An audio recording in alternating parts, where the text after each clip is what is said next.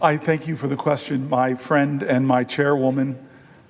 I did talk about this, but it is so worth repeating. At some point in the night, we covered Social Security, and we read story after story after story of senior citizens that are frightened and afraid that the President of the United States would stand in a joint address and attack Social Security, make fun of it with lie after lie after lie about millions and millions of people getting fraudulent checks, when the people who do the fact-checking and even the Social Security folks themselves say that it's a minuscule amount of people getting checks, and usually it's an overpayment. But that didn't stop there. Elon Musk called it a Ponzi scheme. The richest man in the world and the most powerful man in the world, himself a billionaire, are attacking the program that millions and millions of our senior citizens rely on. I read letters of people that say, don't forget about the people who are disabled who rely on SSI, begging us to remember and speak their names and tell their stories. A lot of fear, a lot of terror, a lot of insecurity. But we spoke about this on the floor, that their benefits are already being cut. What do I mean by that? Well, if you are cutting Social Security offices, as one of our colleagues said from New Hampshire, in a rural area, forcing people to have to drive 100 miles if they have a problem, they can't talk on the phone with the waits on the phones. I read an article from the Wall Street Journal, no left-wing mag, from the Wall Street Journal, talking about how the customer service is going downhill because of the cuts that they're making, and now you're forcing seniors. We read letters from 85-year-olds, 90-year-olds, 93-year-old. They're going to drive 100 miles?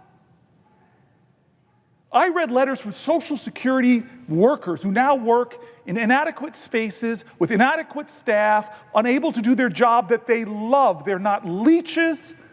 They're not people that should be demeaned or degraded by the most powerful people in our land. They are public servants who love their jobs and want to serve seniors, but now can't do it because they cut before they thought.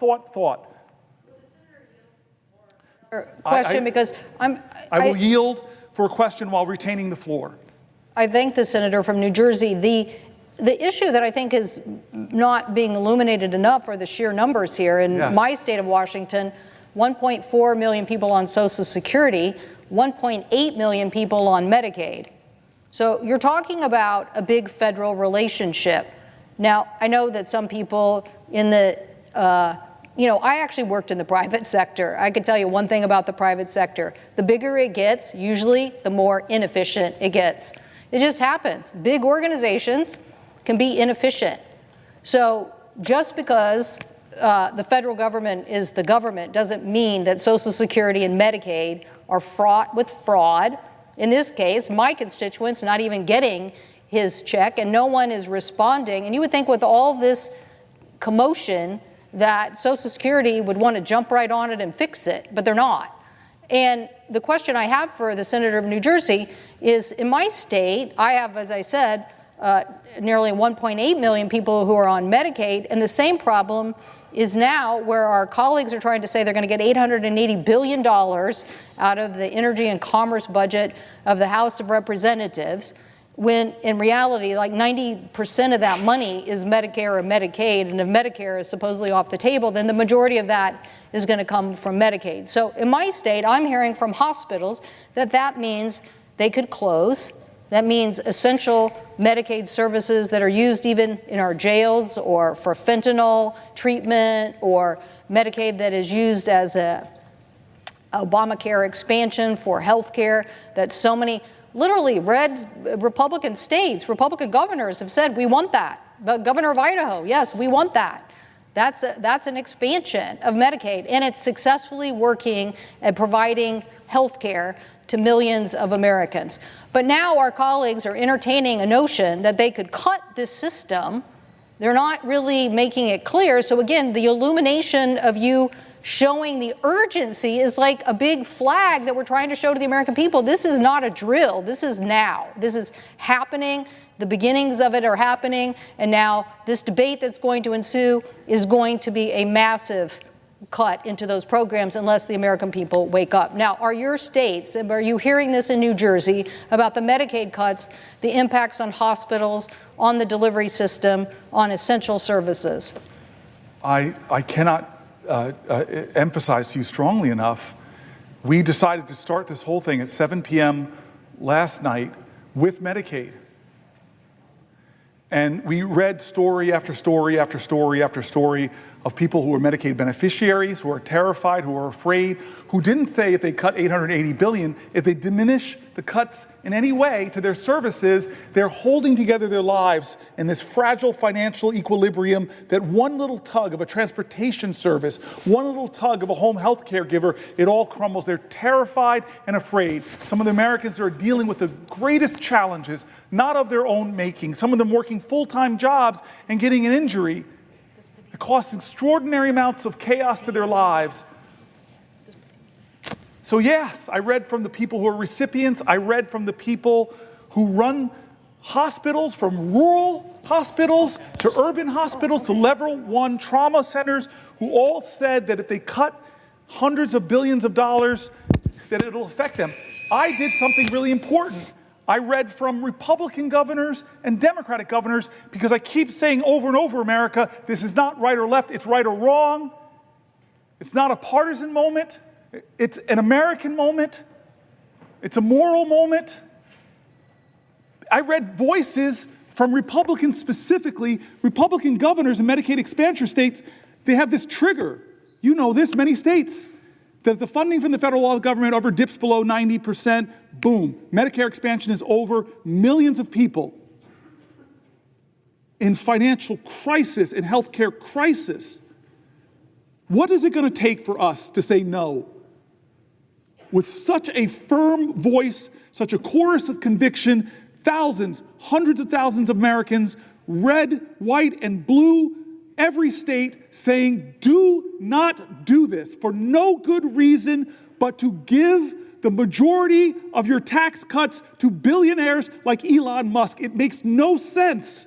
Who are we as a country? This is not normal times. This is not usual. We should be standing up, because I read the stories of Republicans who run hospitals, Republicans who are governors, who are all saying, don't do this, don't do this. Senator Padilla, I was teasing, I'm not yielding yet, Senator Padilla, I was teasing that man over there named Bennett, that he and I have known each other for years, but you and I have known each other longer. I knew the senator from Washington before I got here, mutual friends. So these are 3 people that were friends of mine before I met this institution. Had Coons here, I have all 4. You, though, I knew longer than Bennett and longer than the great senator from Washington and the chairwoman. We met in 1998, 99, around then. We were both city council people. And the dear friend, a beautiful man who introduced us, told me before we walked into your office that you were a rising star. You were a man of deep decency, that you were going to do extraordinary things in your career, and he did not overstate the fact. You're one of my close friends, and I definitely yield for a question while retaining the floor.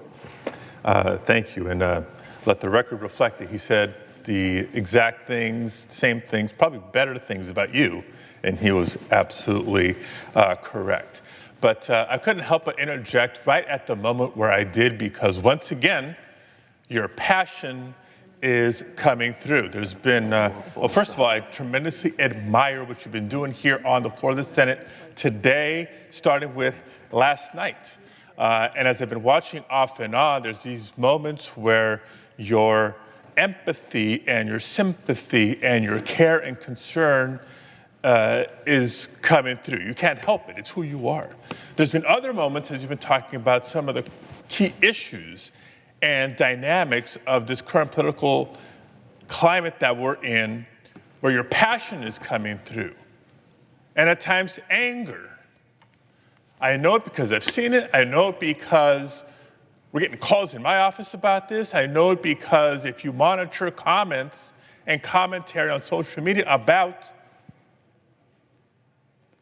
what my colleague is doing here on the Senate floor, some people have asked, why is he so angry? Well, I'd like to say here, right now, that Senator Booker has every right to be angry because of what's going on. I know I'm angry with so much of what's going on, and the American people have every right to be angry with what's going on, because none of what we're seeing come out of the Trump White House is normal. But every day, this approach of flooding the zone with more and more extreme actions runs the risk of making people grow numb to these attacks. And we certainly can't surrender to the feeling of just being overwhelmed by their tactics. And so I want to thank the senior senator from New Jersey for doing what he's doing to shake and awaken the conscience of our country. Now, as I listen to my colleague talk about the real dangers of the Trump administration, what it poses for our nation, I also reflect on what it means for our environment.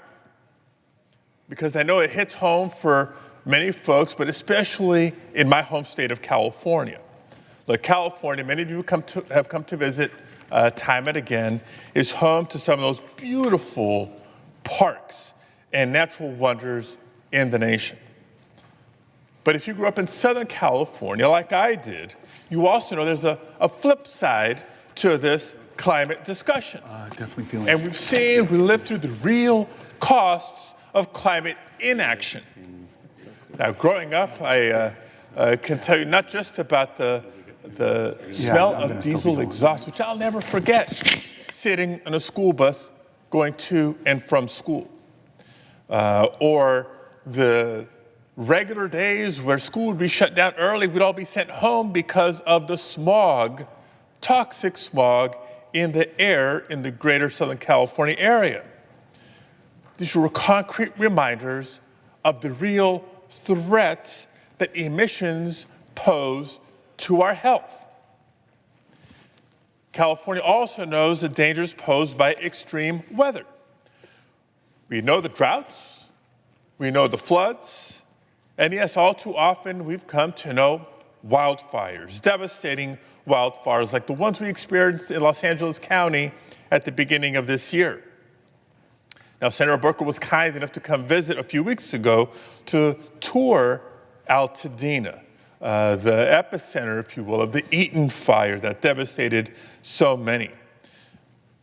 And I think we both agree, and anybody who's visited the area to see for themselves would agree, that you cannot see what happened in and around Altadena and come away unmoved.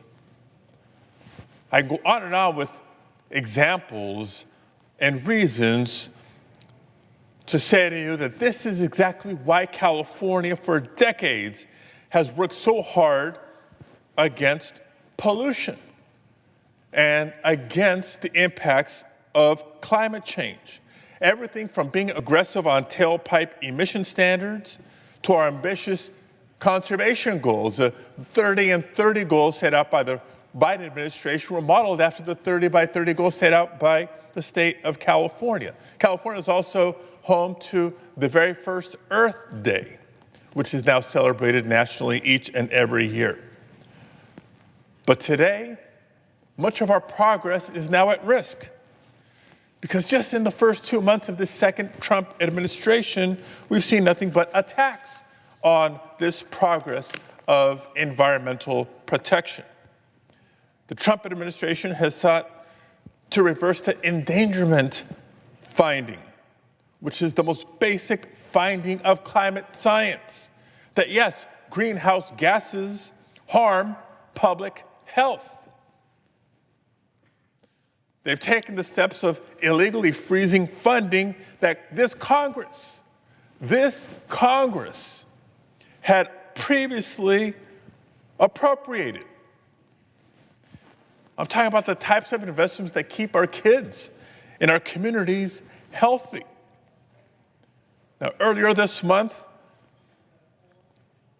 the EPA, Trump's EPA, announced that they would be rolling back more than 30 environmental rules.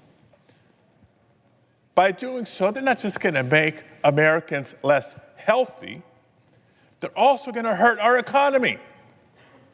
And it's going to clear the way for China to become the world leader in green technology. So much for America first, if they continue down that road. But even while the Trump administration has refused to fight climate change, it's one thing to not be helpful.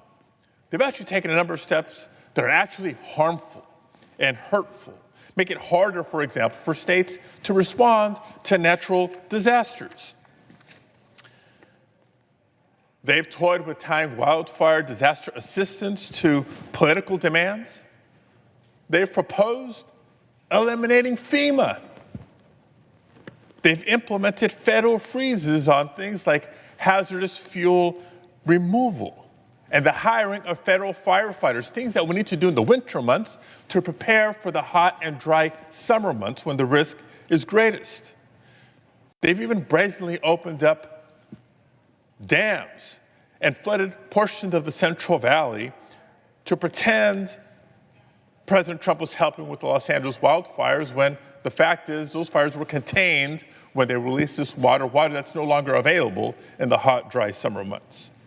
So they're not just refusing to act or to help, they're making matters worse for states like California and many others. So that's what this fight is about. Our fight for the environment is about America's health and safety. It's about American jobs, and it's about America's future. With all that being said, my question to Senator Booker is this. For the next generation of Americans, for the young people who are tuning in and wondering, well, what is it that I can do? Do I have a voice? Do I have any power? What would you say to them? How can they take action? I love you for that question, my friend. And I just want to talk about anger because I've been all over the place. I read these letters and they make me sad. I read these letters, they make me angry. I read these letters, they make me embarrassed that we're a country where people have to rend their pride and beg for help because of the little teeny modicum of support they get from a service like Medicaid. But I've been saying over and over again, as I've tried to learn from my elders, if I've tried to learn from the heroes I revere, that I learned from my parents that anger is not a bad emotion. It's what you do with that emotion that's important. Does it consume you? Does it drive you to hate other people? Or do you allow it to fuel you? Because it was ferocious love that had ancestors of all of ours in this country make it through the insults, no Irish need apply, the injuries of Japanese internments. It's what do you do with those feelings? You're not defined by what happens to you, you're defined by how you choose to respond. So I tell people, anger, if you're not angry,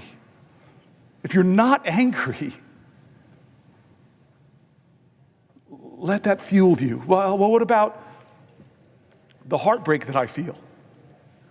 Well, I get emotional sometimes because I read a letter and something in it makes me remember somebody I know or to feel the hurt of constituents begging for help, and it breaks my heart. But I tell you, if America hasn't broken your heart, you don't love her enough. Because there's so much heartbreak and fear and pain in a nation where people are seeing their economic hopes and dreams of maybe buying a home or having the money to help their kids with school or to meet their basic needs, where so many Americans are one flat tire, one $400 hit to their account, and they're suddenly doing payday loans or having to struggle to find a way through. There's so much heartbreak in this country. Great love means you make yourself vulnerable to having that heartbreak. But the heart's this powerful tool that even when it's broken, it still beats. And what about people that are afraid? I get afraid sometimes. I think about this legislation, if it goes through, what's going to happen in my state? I know the hospitals. I know the recipients. But you're telling me, look at our history. Is there anybody in American history that you revere that didn't face extraordinarily fear? Because you cannot have great courage without great fear. Fear is a necessary precondition to courage. And so you ask me, my friend, what can people do? I want to remind people, as I've said before on this floor, to remember the truth that I heard before I came here, that change does not come from Washington, it comes to Washington by the people who demand it. I said this earlier, do you think that we got suffrage in this country because a bunch of men on this Senate floor right here put their hands in and said, hey fellas, on the count of three, women get the right to vote, ready, 1, 2, 3, go. No, that's not how it happened. It happened because of Alice Paul. She was a young person from New Jersey. She broke with the course of human events. Alice Paul, one of my greatest heroes, you know what she did? She caused a heck of a lot of good trouble. Necessary trouble. She is the first American ever, young American in her early 20s, the first American ever to protest in front of the White House. She broke with the older, more mature suffrage organizations and went to the White House and did what she called a silent retreat, a protest. She held up signs quoting President Woodrow Wilson's own words about freedom and equality and say, aren't they true for me? Like a great black woman would later say, ain't I a woman? Don't I deserve rights? You don't think she was afraid? Let me tell you how afraid she was. Hundreds came out to jeer her, blocking the street, and then they arrested her for obstructing public passage. And then what do with a strong, powerful woman? You say that she's crazy, and you throw her in an insane asylum. Before Gandhi, sitting in jail before Gandhi, Alice Paul, this young American from New Jersey, goes on a hunger strike. And they don't honor her hunger strike. They shove tubes down her throat, crack eggs into the tube, force feeding her, and thank God for the First Amendment, which is under attack here in America. The freedom of the press, under attack here in America. Look at the dragging the journalist Jeffrey Goldberg right now for doing what? Getting the highest security officials in the land, just showing them the laws that they were breaking. A journalist covered what Alice Paul did. She gets out of jail. Because of public outrage, she goes back to protesting in front of the White House, and Woodrow Wilson, the President of the United States, finally comes out and joins her in supporting suffrage. You don't think she was afraid, angry, heartbroken, but she did something different. She chose a new and unusual pathway to show that this is not the America I believe in. The poetry of Langston Hughes. America never was America to me, but I swear this oath, America will be. The poetry of Langston Hughes. There's a dream in this land with its back against the wall. To save a dream for one, we must save the dream for all. It's what you do with those emotions that matters. Does it call you to greater service? Does it call you to greater sacrifice? Does it call you to greater love? And let me say one more thing. As we were speaking, I just wanted to bring this up. You know I love history. And this is one of my favorite letters, Alex, my colleague, Senator Padilla. It's one of my favorite letters in all of American history because an obscure, unknown American, obscure and unknown, would never have been known, writes a letter to a powerful, powerful man. This obscure American woman that nobody know or would have heard of, ever, if somebody didn't hear about her story and write a book. She would be gone like most of the great heroes in American history, that we don't know their names. It reminded me of the last healthcare debate when Donald Trump tried to take away the ACA, and how many amazing, heroic people who I don't remember their names, but rose up and say, no, no, no, that got three of my colleagues, McCain, Murkowski, and Collins, to change their vote on this floor and stop healthcare being stripped away from 20 million Americans. Well, here is what I mean. It's not the powerful people with titles and celebrity and offices and billions of dollars that have ever shaped this country. What shapes this nation is hard-working, determined Americans who say, I'm going to redeem the dream of America. I'm going to heal the soul of this country. I'm going to demand that we do better, that we rise higher, that we make change happen. What can you do? That you ask if you're a young person? I love this letter.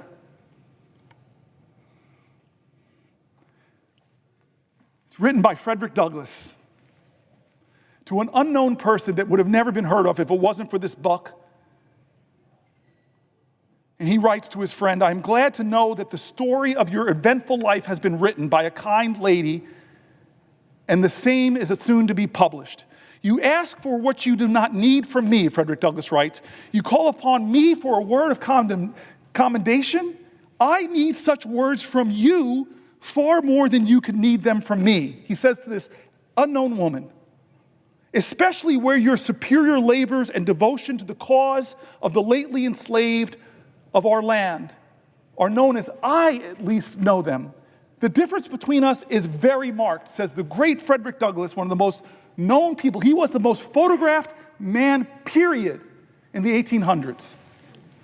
"The difference between us is very marked," Frederick Douglass says. "Most that I have done and suffered in the service of our cause has been in public, and I have received much encouragement at every step of the way. You, on the other hand," he says to this woman, "you, on the other hand, have labored in private. I have wrought in the day, you in the night. I have had the applause of the crowd and the satisfaction that comes of being approved by the multitude, while the most you have done has been witnessed by a few trembling, scared, and footsore bondsmen and women whom you have led out of the house of bondage, and whose heartfelt God bless you has been your only reward. The midnight sky and the silent stars have been the witnesses of your devotion to freedom and to heroism, accepting of John Brown of much encouragement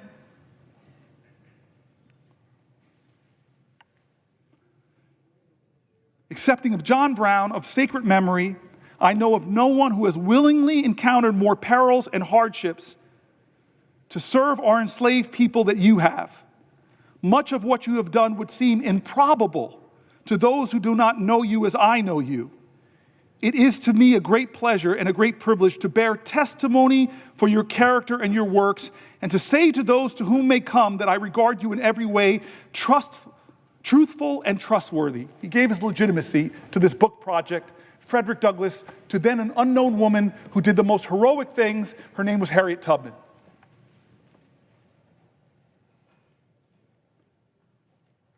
How did we get here, America, to this privileged place?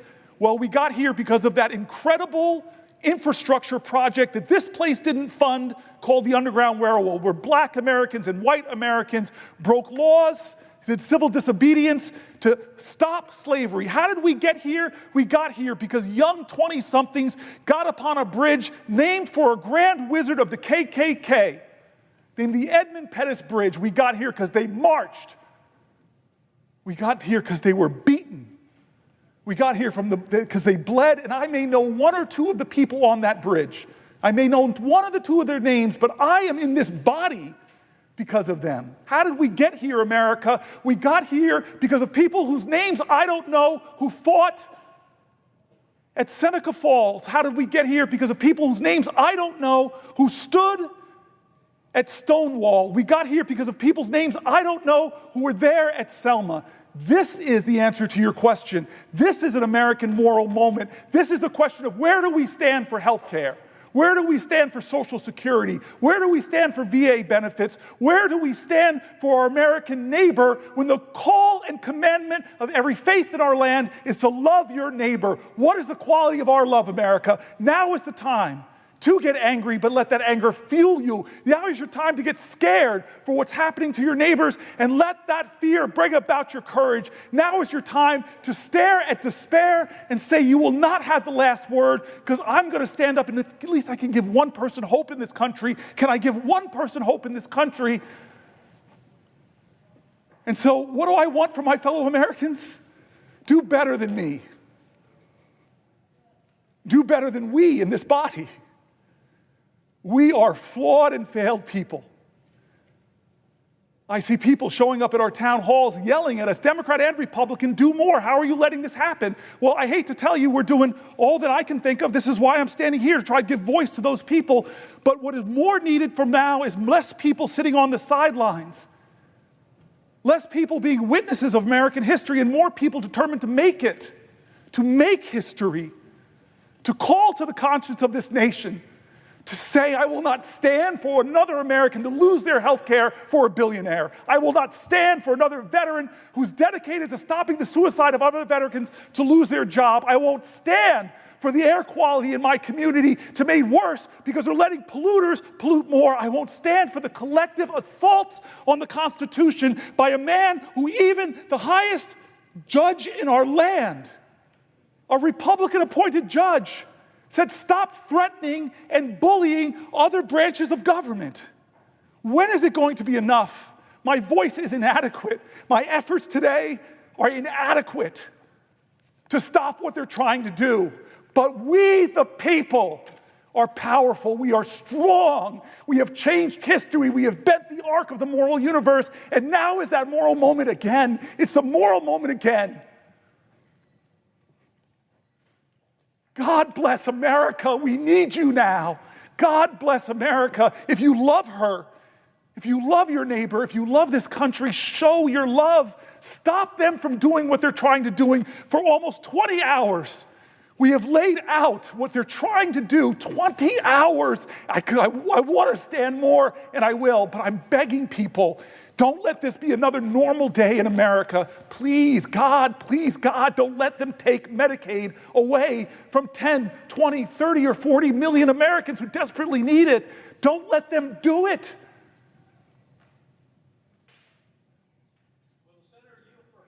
I will yield to my dear friend who I owe an apology. At the last hours of your birthday, as I was preparing for this, I realized that we have a special bond.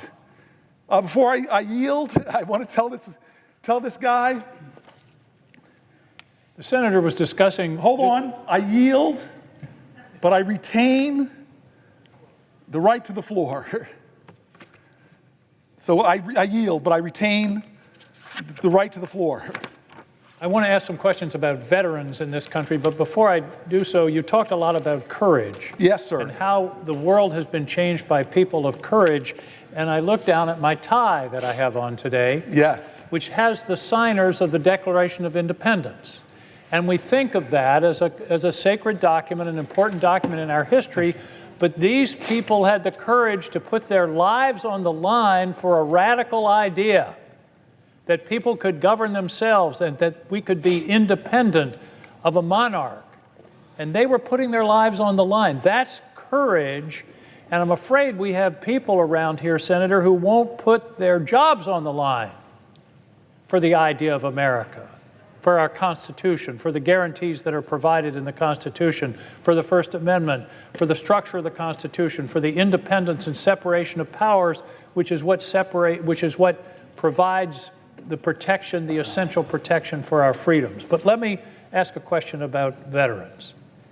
We had a hearing this morning in the Veterans Affairs Committee. We were hearing nominees. And I commented that here we are mostly voting on nominees in this extraordinary, historic time as if everything is normal. What I said in the committee this morning was, we're playing Nearer My God to Thee on the deck of the Titanic. And we're talking about all these nominees and all these votes that we're having and not talking about what's happening to our country. And in terms of veterans, here's what's happening. Number one, every time the guy with the chainsaw takes so much pleasure in firing people, if you hear about 1,000 people fired in this government, chances are over 300 of them are veterans. 30% of the federal workforce are veterans. In the VA, I suspect it's even a higher number. So what's happening in the Veterans Administration? The first thing that happened was a hiring freeze. And the hiring freeze affected everybody in the Veterans Administration until somebody said, well, wait a minute, what about doctors and nurses? What about direct care workers? And they said, oh, wait a minute, we didn't mean for that. And that's sort of symbolic of the way this thing is going, because they're not thinking. It's ready, fire, aim, time after time. And so you have a hiring freeze. Then they say, oh, well, wait a minute, there's this group we want to do. But then they leave the hiring freeze in place for the people that are working behind the scenes. I think the senator will agree that if nobody's there to answer the phone when a veteran calls to make a claim or make an appointment, that's a denial of benefits, just as if they've cut the benefits. Okay, so 2,400 people fired. And by the way, those people being fired are getting emails that say you're being fired for poor performance.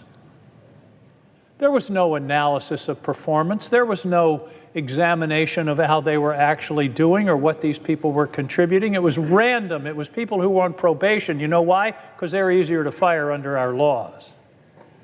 So we've got people being fired ostensibly for poor performance. Think of that as somebody who's put their life on the line for their country because they're a veteran, and then they go to work in public service for the Veterans Administration, and they're being told poor performance, when everybody knows that's a sham. So the next thing that happens is the Veterans Administration announces they're going to fire 83,000 people over the next 6 months. Now, they say, we're going to return to the size of the Veterans Administration it was in 2019. Number one, that's an arbitrary number. Why not 2020 or 2016? It's an arbitrary number. It's not based on any analysis or deep thought. Here's the problem, Senator, and I want you to be ready to respond to this. Here's the problem. There have been 7 major pieces of legislation benefiting veterans since 2019, the biggest of which, of course, is the PACT Act, the largest expansion of veterans benefit program in probably the last 30 or 40 years, and you need people to administer that program. And instead, they're firing people. And the Secretary of the Veterans Administration says, don't worry, it's not going to affect services at all. I don't think that statement passes the straight face test. And then we have a statement from the VA that says, very proudly, we've canceled 600 contracts, but they won't tell us what they are. I'm on the Veterans Affairs Committee. We don't know what they are. We don't know what the plan is for those 83,000 people that are going to be fired. And I guess my question is, what do you think of an organization that says to a veteran, thank you for your service, you're fired? Well, as we were talking earlier, the firings are adding up. It's going to be now about 80,000 people from the VA alone. A disproportionate number of them are veterans. And so that is a rollback in service. We already know that veterans in all of the government agencies represent about 24% of the government workers we're talking about that are getting fired. And these are veterans, as I read their stories, that just want to keep serving their country, from the national parks to serving their fellow veterans and helping them get health care. And we are seeing people that get exemplary reviews, and then they're fired as probational workers under the only way they can, according to the law, is to say that they're a bad federal worker. And then they get insult on top of it when the highest or the most powerful man in the world and the richest man in the world, Trump and Musk, come together and call the guy making $45,000 serving other veterans, they call him a leech. They call him a parasite. And so I hear what you're saying. Like, these are folks that I read their stories. They did things that few Americans would do. They went overseas and served in combat. We had one of our dear friends here who lost her legs in combat, but she stands taller than most all the people in this body. These are the people that are so ingrained in their bodies and minds and souls to serve America, to love America. This president calls somebody like John McCain a sucker. The guy who drafted dodged the draft. And so I hear what you're saying, and one of the things you're just saying is it makes no sense. Nobody came to the Veterans Committee in the Senate who actually approves the resources, establishes the agencies, and should have the say, according to this document, this vaunted, sacred, civically sacred text, our Constitution. And so what are you to say to them if you don't even know what the plan is? You can't even explain to us what's your plan to making the VA system more efficient. Now, here's the other thing. We passed in this body Some of my favorite senators, like John Tester, who I miss so much. Maybe I even just miss bumping into the guy because he was the only person in the Senate that let me run from one hallway all the way and hit him. I used to joke that it was this test to see what happens when the unstoppable force meets the immovable object. He is a void in this place, but he stood for that PACT Act, gave some of those fiery speeches, and finally we got that bill passed. And we had to add tens of thousands of jobs because of the increased hundreds of thousands of people that were affected from these burn pits or from other challenges. And now we're cutting back 83,000 employees? Patty Murray came down here and said something that affected me in my first weeks as a senator when I in New Jersey sat down with women veterans and they told me how long they had to wait for gynecological care. And so what is this administration doing in its 83,000 cuts? They're going to improve services to our female veterans? I don't believe it. I don't believe it. Show me I'm wrong. Because we have an Article I duty, oversight, checks and balances. Are we doing that right now? One of the worst things I've seen happen in national security, and by the way, there are national security screw-ups on both parties. Nobody has a monopoly on this. Let's not be overly partisan here. But weeks ago, who are supposed to be the pros and set the example, our national security leadership was using a commercial app to communicate classified documents, and they had it on disappearing messages, so they're violating a law of the land called the Preserving Public Records Act. Now, I've heard from Republicans and Democrats, this is outrageous, there should be an investigation. We should be asking common sense questions. Was this a pattern and practice of communication? How many other things that are classified have you been communicating about? There's a lot of really important questions that they should have to answer to. But where are the hearings, folks? I just wonder why this body is shrinking from the articulated duties that we all raised our hands and said we would defend and preserve this Constitution and what it says we should do, what it says our jobs should do. But you're a senator, I'm a senator, I can't tell you what the cut VA plan is. I can't tell you it. They haven't come in here and told us. Are we doing our job? I can't tell you, are we preserving and fighting for national security after one of the biggest national security scandals I've seen since I've been here? They don't have a providence in a partisan way, but they should answer for it. Are we doing our constitutional duty? What about the administration that is ending the Consumer Finance Protection Bureau, ending that agency, ending the Department of Education? Do they have the right to do that according to this document? No. Are we saying, hey, we're going to stand up for the people and preserve this document? No. Thank God for the Article III branch of government because they're being dragged into court and Republican appointed judges and Democratic appointed judges are saying, can't do it. But you know what Trump is doing? He's ignoring the courts and then he's demonizing the judges. You know that threats on judges in America, the threats have gone up 400%? You know that I had a federal judge, God bless her, where somebody thought they were going to her house, they did, but she wasn't home, and they murdered her son and shot her husband? And Trump is out there threatening judges, dragging them on Twitter or X or whatever he's calling it now? This is America. I know people on both sides of the aisle, we believe in common decency. We believe in respect. We believe that the highest office in the land should represent the best of our values, not the worst, not a guy that we wouldn't even let babysit our kids. And so I don't know what's going on with veterans, but I'm not going to sit by and do nothing. That's why I'm standing here. That's why I read the voices of so many veterans. Let's elevate the voices of the Americans who are being hurt and harmed. Let's talk for them if they can't talk for themselves. Let's tell them that we see you, we love you, and that all of us, we're going to fight for you.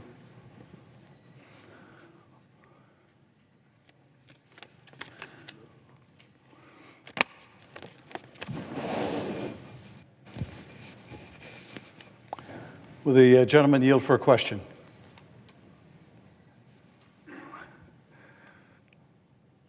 From you, my friend, who doubled the number of vegans in the Senate. I yield for a question while retaining the floor, and I thank you for being here. I thank you for being here. Senator Booker, I always knew you were a towering intellect and a phenomenal and passionate speaker and advocate, but I did not know your stamina until today. And I am delighted to join you on the floor and have this opportunity to engage in a dialogue with you. You can't engage in a dialogue. The parliamentarian is going to stare me down. You can ask me questions. I stand corrected. I'm happy not to engage in a dialogue with you, but to ask you a question. And I will yield for a question while retaining the floor. And let me ask the question this way. I was in the airport yesterday when someone handed me a note that said, "Please save our country. Please save our country." And I think the genesis of the note was her profound concern over the direction of this country, over the increasingly authoritarian direction of this country and what is happening to the rule of law in America. We look at institution after institution, and we see the guardrails of our democracy coming down. We see an assault on the rule of law unlike anything we have seen in modern history, maybe in the entire history of the United States of America. Each and every institution. And why? Because they can. Because they feel they can. So they're going after the colleges and universities. Right. They're going after the institutions of higher learning. This was an attack that was presaged by J.D. Vance years ago in a speech where he talked about the professors are the enemy. They have to go after the seat of learning. So they're going after the universities, and they're using an enormous cudgel.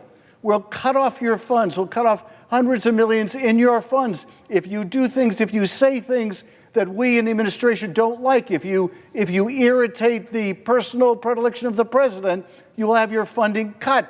It is unlawful, it is illegal, and yet they're doing it because they can.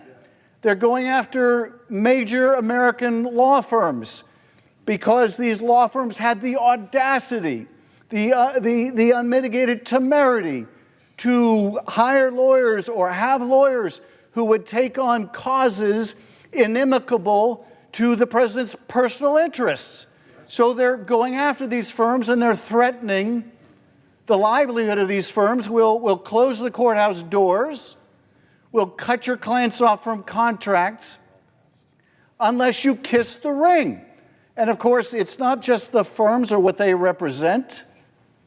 It's everyone who is in need of a lawyer, who now needs to know that if they run afoul of the policy preferences of the administration, they may never get a lawyer.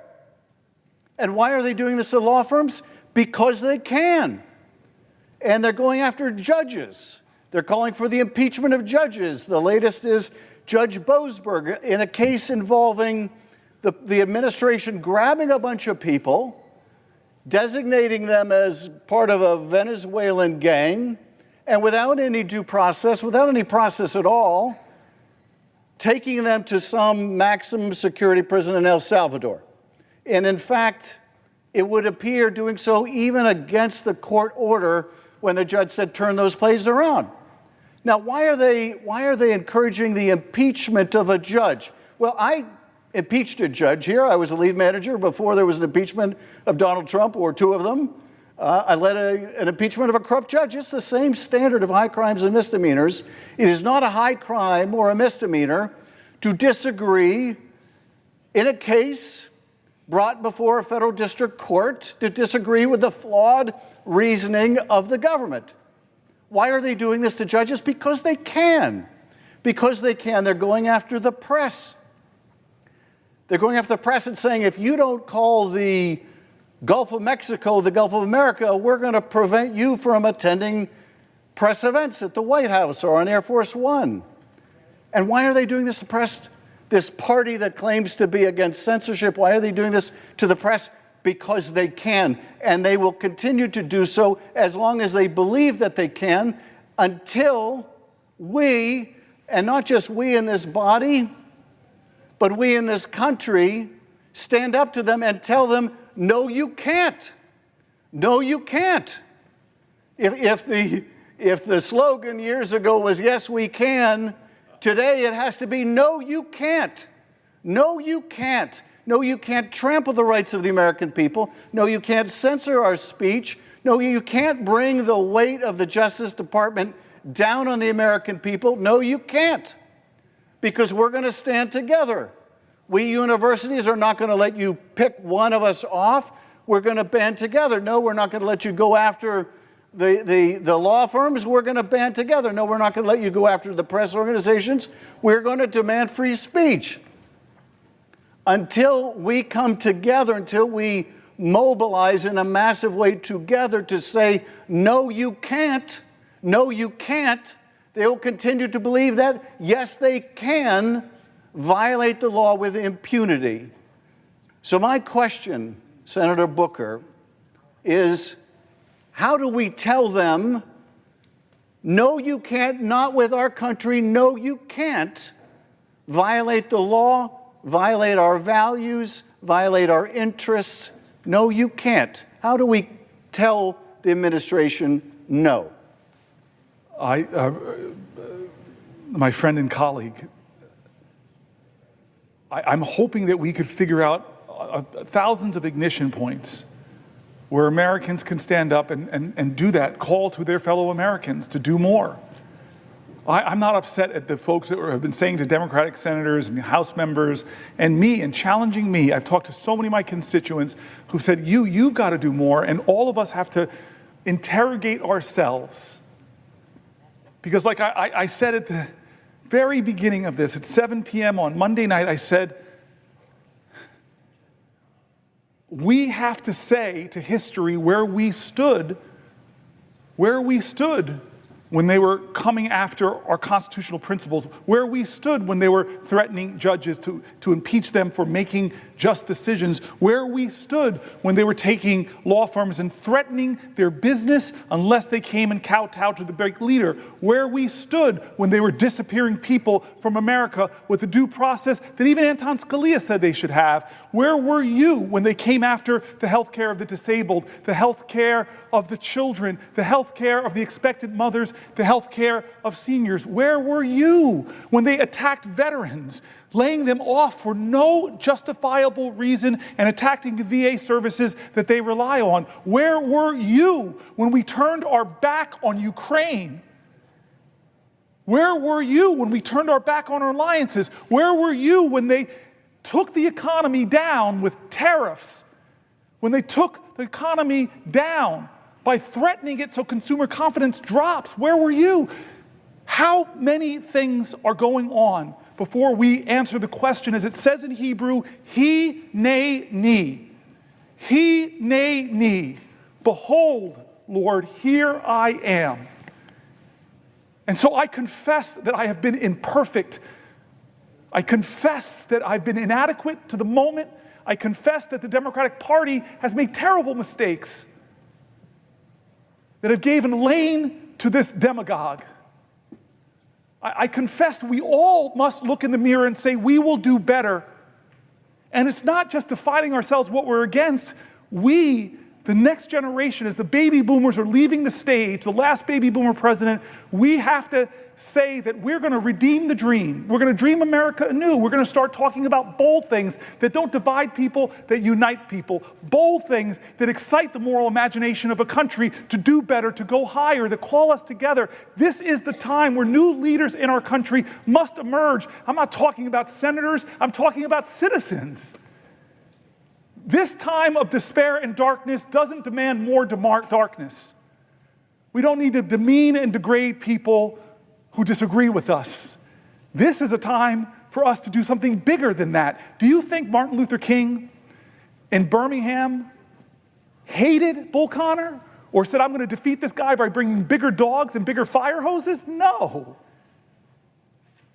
But he did say, we're going to be so creative, we're going to inspire the moral imagination of the nation, we're going to call to the conscience of the country, we're going to excite them about who we could be. When he went to the March on Washington, he didn't stand there and complain about the demagogues. Listen to his speech. He didn't stand there and demean and degrade the governor of Alabama. He didn't stand there and talk down to Bull Connor. No, he stood before the American people and said, it's not what you're against, it's what you're for. I have a dream. And now it's our generation. We have to redeem the dream. We have to excite people again. He, in the highest office of our land, wants to divide us against ourselves, wants to make us afraid, wants to make us fear so much that we're willing to violate people's fundamental rights. We're willing to go after the speech on college campuses. We're willing to go after law firms, go after the freedom of the press. Don't let him do that. Don't become like him. Be an American that says, I look to the future and I'm excited. Yes, things are tough right now. They're hard, they're scary, they're hurting, but we can overcome this. Our American history, if it's nothing else, American history, if it's nothing else, it is a perpetual testimony to the achievement of impossible things against impossible odds. We are a nation that is great, not because of the people that are trying to whitewash our history. To remove great people, Native Americans, black people, and women from our military websites. I don't want a Disneyfication of our history. I don't want to whitewash history. I don't want to homogenize history. Tell me the wretched truth about America, because that speaks to our greatness. And so what do I want people to do? It starts with us, man, and you're doing it. I've seen courage of my colleagues. We're doing it, but we have to do more, and I'm sorry. I'm not going to be a politician that's going to say, we are going to do more for you. I'm going to be a politician. I'm going to be a leader that demands more from America. Will the senator yield for one last question? I yield for a question while retaining the floor.